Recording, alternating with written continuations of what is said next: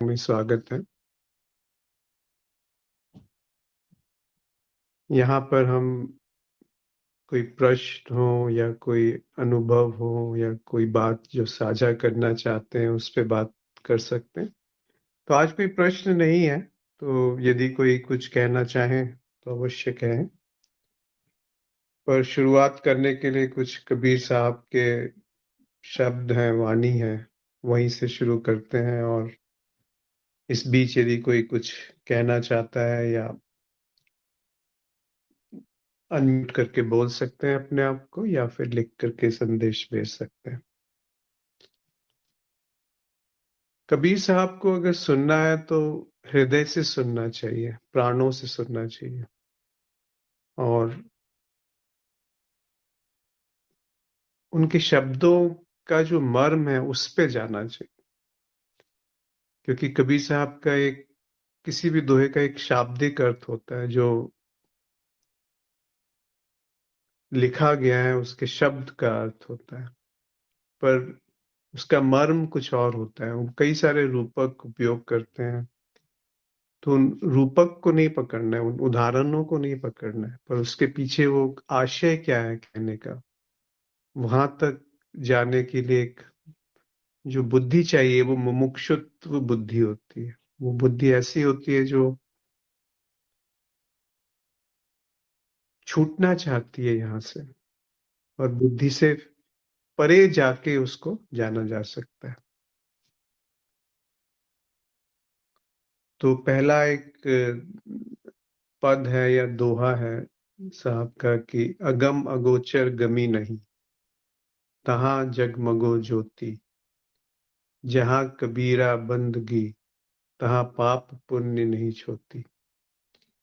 अगम का अर्थ होता है जो दुर्गम है, जहाँ पहुंचना मुश्किल है या जानना मुश्किल है। अगोचर का अर्थ होता है जो देखा नहीं जा सकता, आंखों से जो परे है। यहाँ केवल आंखें नहीं है, जो बुद्धि के परे है, जो सारी इंद्रियों के परे है। गमी नहीं, यानी यहाँ पे कोई गम नहीं है, कोई दुख नहीं है। तहाँ जगमगे ज्योति, जहाँ ये तीनों से कोई अपेक्षा नहीं है कि मेरे को किसी मेहनत करके, कुछ प्रयास करके कुछ प्राप्त करना है। क्योंकि हम क्या करते हैं कि इस जगत में हम प्रयास करके कुछ हासिल करते हैं, उसी बुद्धि को हम अध्यात्म में लेके आ जाते हैं कि किसी दुर्गम चीज को प्राप्त करना है, किसी बहुत मुश्किल कार्य में हमें कुछ ऐसा महारत हासिल करनी है जिसके बाद कुछ बोध उपलब्ध होगा, या बुद्धत्व होगा, या एनलाइटनमेंट होगा, ऐसी कोई कल्पना बना लेते हैं। या कुछ ऐसा जो अदृश्य है, जो जिसके कभी दर्शन मिल जाएंगे, या फिर गम से छुटकारा हो जाएगा। ये जितने दुख हैं उनसे छुटकारा पाने की जो चाहत है, जब ये सब छूट जाए, ना इस लोक की कोई चाह रही, ना उस लोक में कुछ आशा रही, तब जो है वो ज्योति जगमगाती है।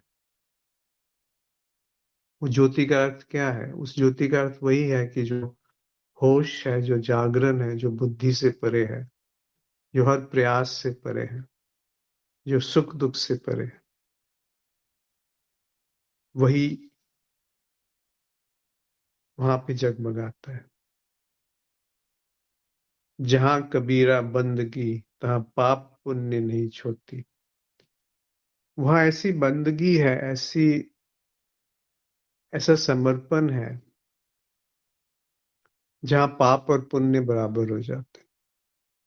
पाप और पुण्य कब बराबर होंगे? जब पीछे से मैं हट जाए।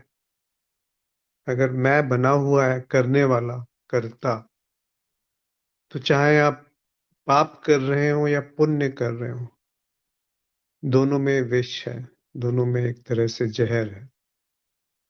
वो जहर जो है वो मैं का जहर है।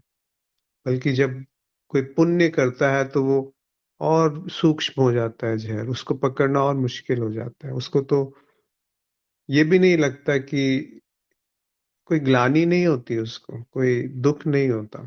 क्यों? क्योंकि वो तो अच्छा कार्य कर रहा है, सेवा कर रहा है, पुण्य कर रहा है।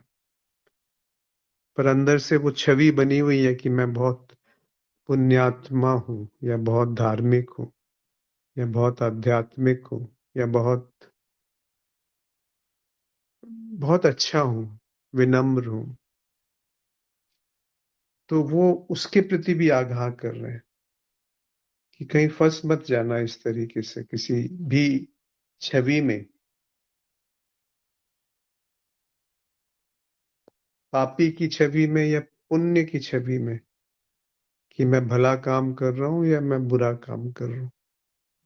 दोनों ही छवियाँ जो हैं वो आपको अपने स्वरूप से दूर कर देंगी। जैसे एक मूवी चल रही है, उसमें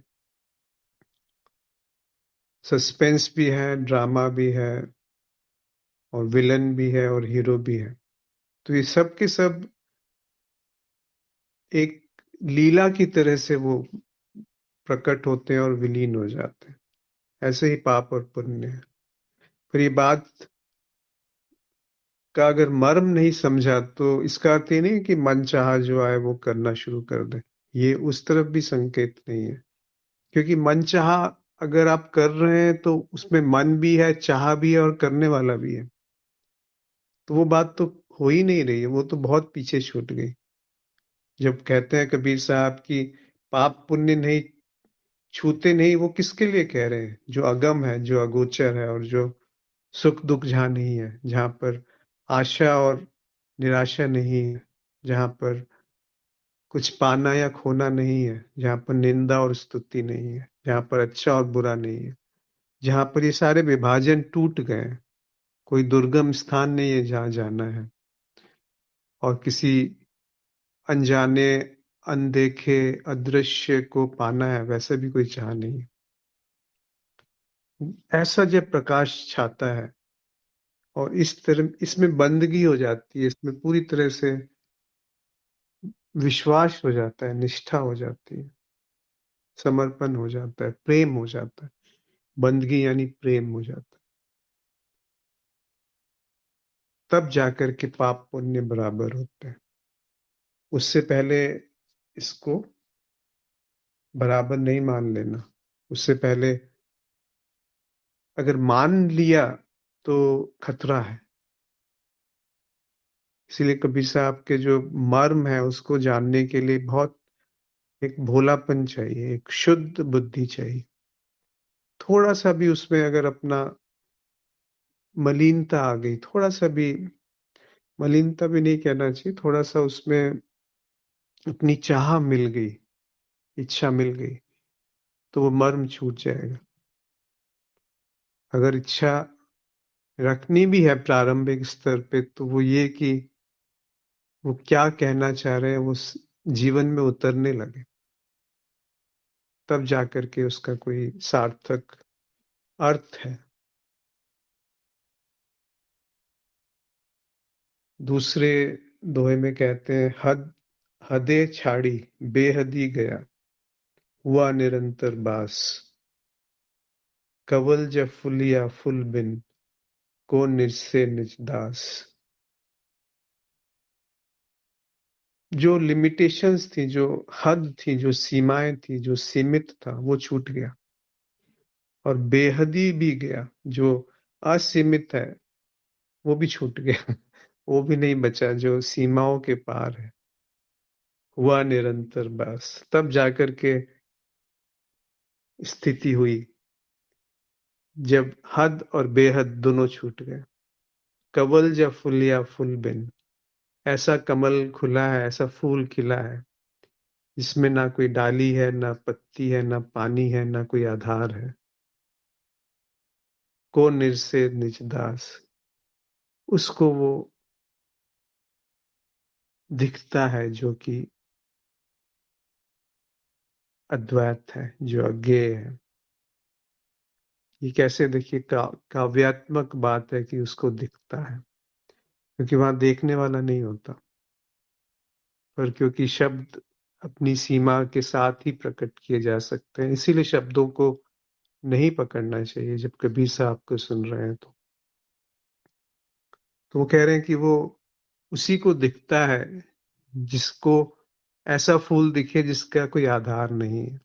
कमल खिला हुआ है, पर वो किसी सहारे के साथ नहीं खड़ा, किसी बैसाखी पे नहीं है, ना पत्ते हैं, ना डाली है, ना पानी है, ना कीचड़ है, बस वो खिला हुआ है। ऐसा नहीं है कि कीचड़ में कमल की तरह रहना है। कह रहे हैं कि रहने वाला नहीं है, कीचड़ ही नहीं है, और ना सुगंध है वहां पे कुछ। बस जो है वो जस का तस है, ज्यों का त्यों है। इस देखने में जो वो कहते हैं कि निज से निज दास, इस देखने में होश है, इस देखने में जागरण है, इस देखने में प्रेम है, इस देखने में प्रज्ञा है। इस देखने में बुद्धि का इस्तेमाल नहीं है। बुद्धि का इस्तेमाल एक नाव की तरह है। जब आप नाव से का उपयोग समाप्त हो गया तो उसको सिर पे लेके नहीं घूमेंगे, उसको वहीं छोड़ देंगे, नदी पे। अभी तो उस पार की बात हो रही है, और उस पार की बात होते हुए भी वो कह रहे हैं कि उस पार की कोई कल्पना मत कर बैठना, कि जो बेहद है वो भी छूट गया।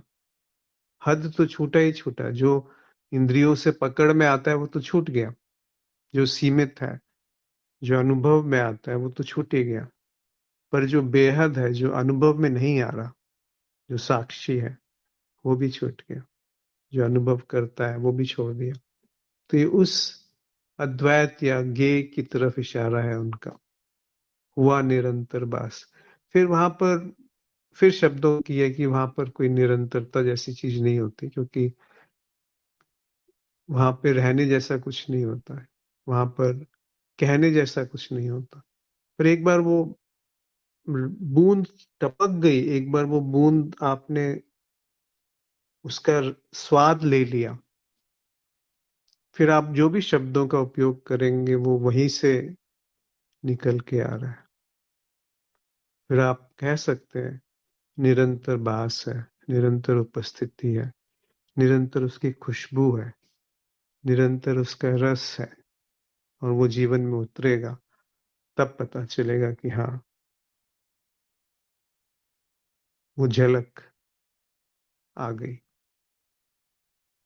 और उसमें कोई सहारा नहीं है, कोई बैसाखी नहीं है, किसी का भी सहारा नहीं है। ना कोई बाहर से सहारा लिया गया, ना अंदर से बुद्धि का कोई सहारा है। ये बातें बुद्धि के परे हैं।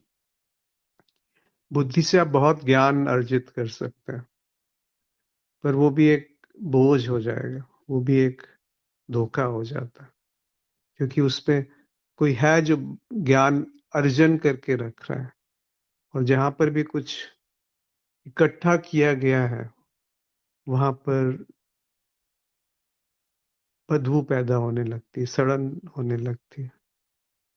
जैसे रुका हुआ पानी, बहते हुए पानी में कभी भी सड़न नहीं होती, वो स्वच्छ रहता है। ऐसे ही जो ज्ञान है उसको बहने दीजिए,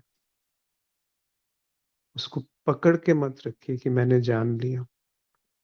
वो जो जानने वाला है, एक बार उसको जान लिया तो उसके जानने मात्र में ही वो बह गया, वो छूट गया। तो वो तभी हो सकता है जब वहां पर एक होश, एक तरह से प्रेम का उदय हो वहां पर।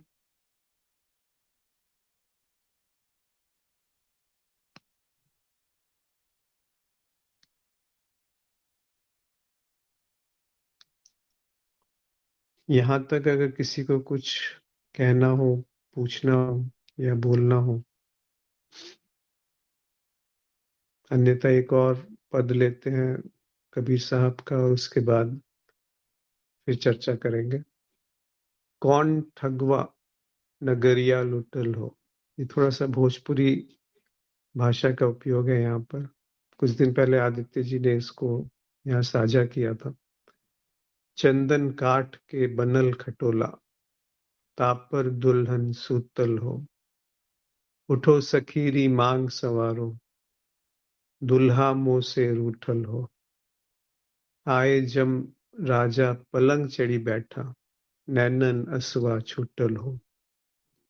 चार जाने मिल खाट उठाइन, चहुं दिसी धू धू उठल हो। कहत कबीर सुनो भई साधो, जग से नाता छूटल हो। बहुत सरल है। अगर आज की भाषा का उपयोग करेंगे तो एक बार इसका जो शाब्दिक अर्थ है वो समझ लेते हैं, उसके बाद उसका जो मर्म है उसके ऊपर जाएंगे कि कौन ठगवा नगरिया लूटल हो। कौन है वो चोर, वो ठग, वो बदमाश जिसने इस नगर को लूट लिया है। चंदन काठ के बनल खटोला, एक चंदन की लकड़ी से एक बिस्तर तैयार किया गया है जिसपे एक दुल्हन है जो सो रही है। उठो सखीरी मांग सवारो, अपने सखी को वो दुल्हन कहती है कि मुझे सजा दो, श्रृंगार करो, क्योंकि जो दूल्हा है वो मुझसे रूठ चुका है, रूठ गया है। आए जम राजा पलंग चढ़ी बैठा, जब जमराज आए, जब मृत्यु सामने आई तो छुप गया पलंग में। अपने जो हमने आसपास अपने इकट्ठे किए हुए थे उसमें छुप गया, क्योंकि वही तो हमने साधन इकट्ठे किए थे। नैनन असवा छूटल हो, आंखों से पानी आ रहा है, दुख हो रहा है। चार दिन मिल, चार जाने मिल खाट उठाई, चार लोगों ने मिलकर के उस अर्थी को उठाया। चहुं दिस धू धू उठल हो, यानी उस अर्थी को उठा करके वो जो शरीर था उसको अग्नि को समर्पित कर दिया, और वो अग्नि जो है धू धू करके जलने लगी। कहत कबीर सुनो भाई साधो, जग से नाता छूटल हो। ये जो जग है इससे नाता छूट गया। बहुत सरल सा अर्थ है, पर जो साधक है, जो मुमुक्षु है, जो प्यासा है, जिसमें प्यास जगी है, वो इतना सरल अर्थ कबीर साहब इतने सरल बात को ऐसे सीधे नहीं कहेंगे। ये एक रूपक का उपयोग किया गया है यहाँ पर। और जो मुमुक्षुत्व है वो उसका गूढ़ अर्थ निकाल सकते हैं इसी बात का। हो सकता है कि वो अर्थ गलत हो, पर फिर भी बहुत सुंदर है। हो सकता है वो अर्थ कबीर साहब उस आशय से ना कहा हो उसे, पर हम कभी वो जान नहीं पाएंगे कि कबीर साहब ने किस आशय से कहा है। तो खुद ही इसको आप अपने जीवन में जब झांक के देखेंगे तो बड़ा सुंदर सा मर्म इसका निकल के आता है। इसकी जो जो इसकी आत्मा है वो निकल के आती है कि कौन ठगवा नगरिया लूटल हो। वो ठग क्या है जिसने हमारे जीवन पे कब्जा कर लिया है,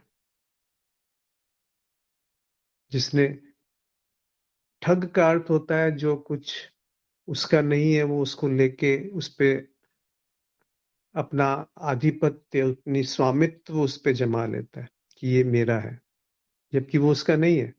तभी तो वो ठगी कही जाती है कि ठग लिया किसी ने आपको। आपका जो सामान है कोई और ले गया और वो अपना मानने लग गया उस सामान को जो आपसे उसने छीना है या चुराया है, तो उसी को तो ठग कहते हैं। और नगरिया क्या है और लुटना क्या है? तो नगरिया जिसको हम समझते हैं कि वो मेरा है और उस पे जो आधिपत्य मैं जमा लेता है वो ठग है।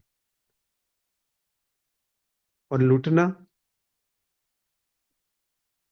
मैं जो है वो समझता है कि मेरे से छीना जा रहा है सब कुछ। पहले तो उल्टा सीधा इकट्ठा कर लिया कि ये मैं है, ये मेरा है, और जो वास्तविक खजाना था उसको छोड़ दिया। तो ठग वास्तव में बेवकूफ है, वो समझ रहा है कि उसने बहुत कुछ लूट लिया, पर है उल्टा, अपने पूरे खजाने को छोड़ करके वो ठगी कर रहा है। तो जब हम समझते हैं कि संसार में हमें बहुत प्रेम मिल सकता है या सुख मिल सकता है या संबंधों में कुछ बहुत उभर के आ सकता है, या संपत्ति से हम अपने आप को बचा सकते हैं, सुरक्षा मिल सकती है, तो वो हम ठग लिए गए।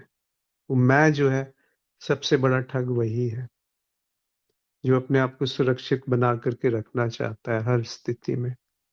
और किस तरह की वो सुरक्षा इकट्ठा करता है? संबंधों की, रिश्तों की, या गुरु शिष्य की, या फिर धन की, अगर भौतिक रूप से कहा जाए तो, पद की, प्रतिष्ठा की। इस तरीके से कुछ कहा गया है उन्होंने। चंदन काट के बनल खटोला, इसमें और स्पष्ट आएगा कि जैसे चंदन है, जैसे जिसको हम कहते हैं कि इच्छाएं हैं, उसमें खुशबू आती है चंदन की लकड़ी से। और चंदन एक कीमती सामान को भी कहा जाता है, कि बहुत धन इकट्ठा कर लिया, पद, प्रतिष्ठा, मान, सम्मान, और उसकी खाट पे जाकर के दुल्हनिया जो है एक रूपक की तरीके से उपयोग किया है, एक उदाहरण से, वो सो गई। अब देखिए, सोने की बात कह रहे हैं, होश नहीं है। होश नहीं है, तो संबंधों में, धन में, संसार में हमें सुख मिल रहा है, हमें लग रहा है कि वो हमारी सुरक्षा करेगा अंत समय तक, जब तक भी हमारा जीवन है। ये हम, मैं, जीवन, सुरक्षा, ये सब चीजें क्या इशारा कर रही है? कि वो एक चंदन की लकड़ी से एक वो बनाया है, बेड बनाया है, बिस्तर बनाया है, जिसपे वो सो रही है दुल्हनिया, कि मैं बहुत सुरक्षित हूँ। और मैं भी तो ऐसे ही करता है, अपने चारों तरफ एक ताना बाना बुन लेता है, अपनी छवि का, अपने अपनी संपत्ति का, अपने पैसे का, अपनी अच्छी, क्या बोलते हैं, आदतों का, अपने सौंदर्य का, और इकट्ठा करके उसमें आराम से सो जाता है कि मैं पूरी तरह से सुरक्षित हूँ। ये ठगी है। उस उसकी ठगी है जो वास्तव में सौंदर्य है, जो वास्तव में पूरी तरह से असुरक्षित है और पूरी तरह से सुरक्षित है। वहां से छूट गए, वो सब छोड़ दिया आपने। उठो सखीरी मांग सवारो, दूल्हा मुंह से रूठल हो। धीरे धीरे जब आंख खुलती है, तब पता चलता है ये सब तो नीरस है।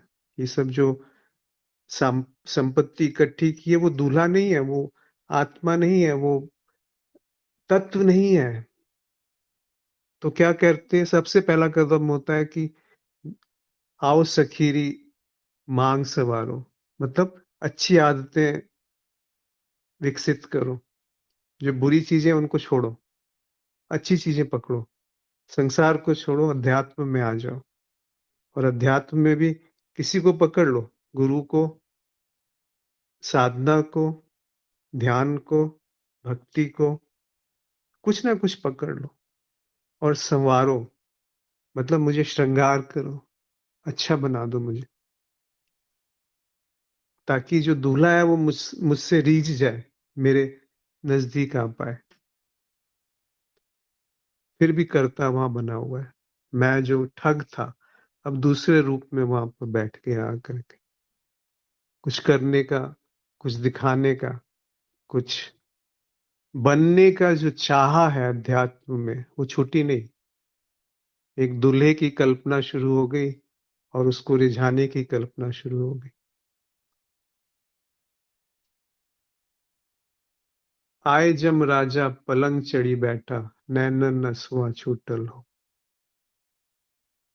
अगर इसी चीज में अटक गए तो बड़ा दुख होता है, आंसू बहते हैं फिर। इसके दो अर्थ हैं, कि आए जम राजा पलंग चढ़ी बैठा, डर, अब डर लग रहा है। अध्यात्म में भी डर नहीं छूटा, तो छुप गया। आदतें, साधना, गुरु, किसी से डर नहीं छूटा, और पकड़ लिया गुरु को, कैसे छूटेगा डर? और ढंग से साधना करने लगे, कैसे वो साधना कहाँ ले जाएगी? प्रयास, क्योंकि मैं जो है, जो ठग है, वो वैसा का वैसा बना हुआ है, तो छुप गया। नैनन असुआ छूटलो। इसके दो अर्थ हैं कि वो आंखों से आंसू बह रहे हैं। इसका एक और मार्मिक अर्थ निकल सकता है कि अब उसको समझ में आ गया कि अध्यात्म में भी जो ठगी चल रही है उसका क्या मर्म है। तब आंखों से आंसू निकले, मतलब प्रेम का उदय हुआ। तब आंख पहली बार खुली, तब होश पहली बार जगा। चार जाने मिल खाट उठाई, दिन चहुं दिसी धू धू उठलो। इसके भी दो अर्थ निकल के आ सकते हैं। एक तो बिल्कुल साफ है कि वो अंत तक कुछ नहीं जान पाया और अंत में शरीर का छूट गया। पर एक और अर्थ इसका आता है कि वो मैं को उठा करके उसकी मृत्यु हो गई, पूरी तरीके से मर गया वो मैं। और चार लोगों ने उसको कंधा दिया, और वो चार जब उपस्थित हैं, चार यानी एक सांकेतिक रूप से कहा गया, और उसको पूरी तरह से जला दिया मैग को। वो कैसे जलता है, और वो क्या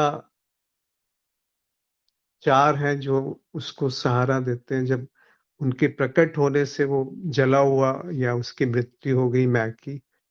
वो है होश, वो है प्रेम, वो है प्रज्ञा, और वो है विशुद्धता, बिल्कुल शुद्ध भोलापन, मलिनता का समाप्त होना। जब ये चार होते हैं तो मैं की मृत्यु हो जाती है, उसको धू धू करके जला दिया जाता है। वो कभी भी दिखेगा नहीं उसके बाद फिर। कहत कबीर सुनो भई साधो, जग से नाता छूटल हो। फिर कबीर साहब अपने आप से ही कहते हैं कि हे साधो, हे परम मित्र, सुनो, ये जो जग है इससे नाता छूट गया। ये भी सांकेतिक या काव्यात्मक रूप से कहा गया है। मतलब जग से कोई आसक्ति नहीं रही। ऐसा नहीं है कि जग छोड़ करके भाग गए, पर आसक्ति नहीं रही। तीन संभावनाएं हैं। एक जग में पूरी तरह आसक्त होके रहें, या एक जग से पूरी तरह से विरक्त होके रहें। विरक्त होके नहीं, संसार को त्याग करके कहीं आप चले जाएं। पर एक तीसरी भी संभावना है, इस जग में रहते हुए पूरी तरह से उससे नाता नहीं रहे, आंतरिक रूप से विरक्ति हो जाए।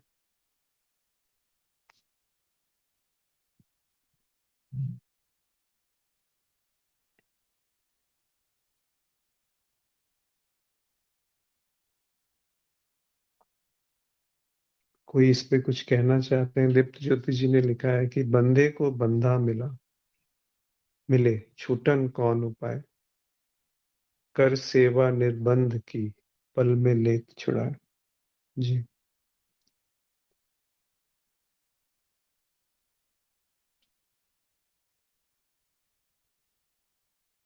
जो बंधा हुआ है वो बंधे के साथ ही रहेगा, तो छूटने का कोई उपाय नहीं है।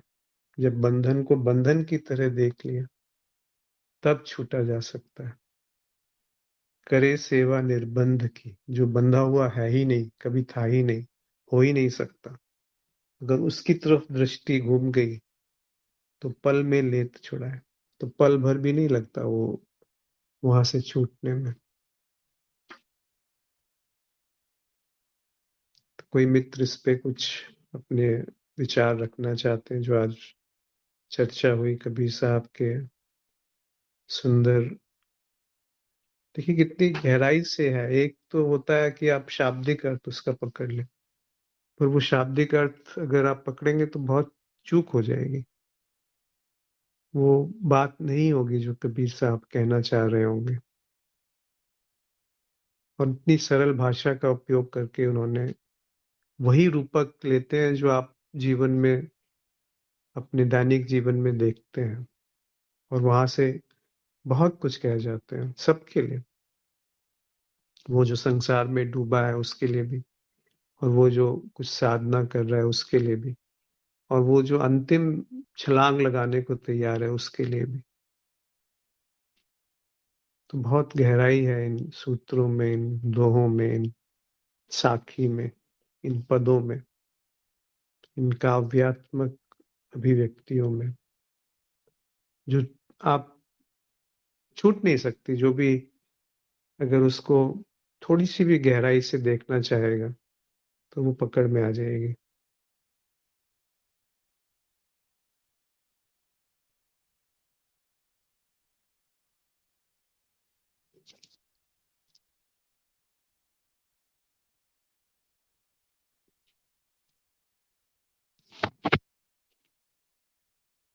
कोई कुछ बोलना चाहते हैं तो अनम्यूट करके बोल सकते हैं।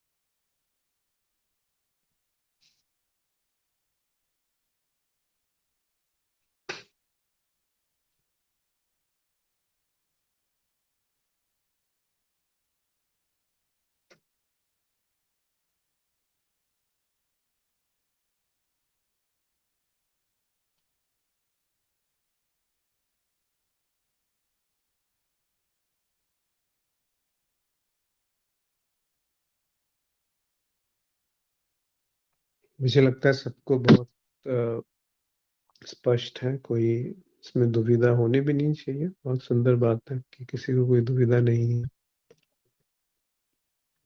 तो इनसे संबंधित कुछ या कुछ और बात करना चाहें तो कह सकते हैं, अन्यथा आज यहीं पर हम समाप्त करते हैं।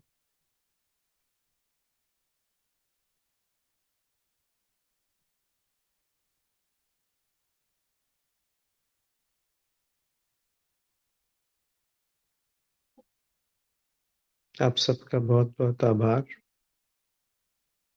आशा है कि ये जो पद है, ये जो वाणी है कबीर साहब की, ये जीवन में उतरे, अपने मर्म के साथ, अपने अपने एक अनोखी जो उसमें आभा है उसके साथ, एक अनोखा जो उसमें कला है कि वो आपको एक छलांग लगाने में मदद कर सकता है उसके साथ। और ऐसी छलांग जो अज्ञेय की तरफ है, जहां पर जानना और नहीं जानना, होना और नहीं होना, दोनों से परे की बात है। वहां बुद्धि का कोई उपयोग नहीं। बुद्धि से जो परे है, तब प्रज्ञा का जन्म होता है। और उस प्रज्ञा में प्रेम साथ में पाया जाता है, होश साथ में पाया जाता है, और एक माधुर्य होता है वहां पर, एक एक सम्यक सम्यकता होती है, एक मध्य मार्ग है। ना अति नहीं है वहां पर किसी भी चीज की। और वहां पर निश्चलता, निष्कपटता भी साथ में पाई जाती है। मतलब कोई भोलापन, एक अबोधता वहां पे होती है। जैसे बच्चे अबोध होते हैं, जैसे जानवर अबोध होते हैं, उसके साथ ऐसा कुछ उपलब्ध है जिसकी तरफ कबीर साहब इशारा करते हैं, हर पद में, हर गायन में, हर गीत में, हर दोहे में। तो उस मर्म को पकड़े और वो जीवन में उतरे, एक सौंदर्य, एक प्रेम, एक दीपक जले जो रोशन हो, और जो अंधेरा हमारे जो ठगी चल रही है उसकी तरफ नजर घूम जाए, उसकी तरफ बस वो दिखने मात्र से वो टूट जाएगा। वो जो पकड़ है वो ढीली पड़ जाएगी। तो आप सबका बहुत-बहुत आभार। नमस्कार।